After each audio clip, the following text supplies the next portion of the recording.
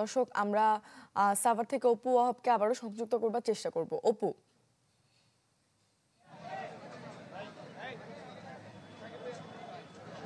মূর্ছনা, নতুন গড়ে ওঠা রাজনৈতিক দল জাতীয় নাগরিক পার্টির নেতৃবৃন্দ কিন্তু এখানে এসেছেন সাভার জাতীয় স্মৃতিসৌধে। মূলত তারা সাভার জাতীয় স্মৃতিসৌধে শ্রদ্ধা নিবেদনের মাধ্যমে তাদের যে দলীয় কার্যক্রম সেটি কিন্তু শুরু করতে যাচ্ছে। এরই মধ্যে দলীয়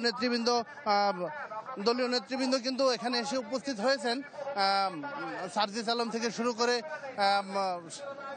দলের যে যুগ্ম আহ্বায়ক, সদস্য সচিব এবং নাহিদ ইসলাম আহ্বায়ক তিনি সহ কিন্তু দলীয় নেতৃবৃন্দ আসছেন। এরই মধ্যে কিন্তু আমরা দেখতে পাচ্ছি তারা কিন্তু যাচ্ছেন, আমাদের সামনে দিয়ে কিন্তু যাচ্ছেন নাহিদ ইসলাম, সার্জিস আলম, তারা যাচ্ছেন। দলীয় নেতৃবৃন্দ, এখানকার স্থানীয় যে নেতৃবৃন্দ রয়েছেন তারা কিন্তু স্বাগত জানাচ্ছেন।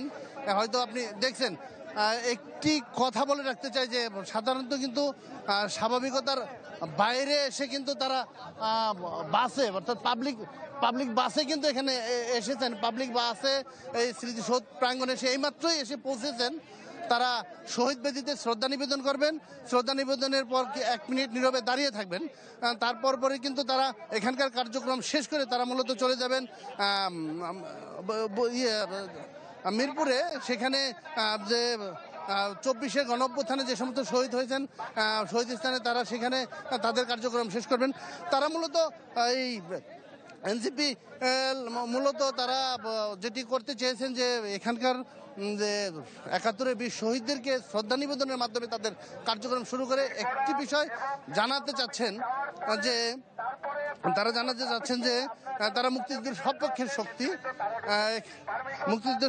শক্তি। তারা মুক্তিযুদ্ধ বীর শহীদদের শ্রদ্ধা নিবেদনের মাধ্যমে তারা মূলত এই মেসেজটি দিতে চাচ্ছেন গোটা জাতিকে।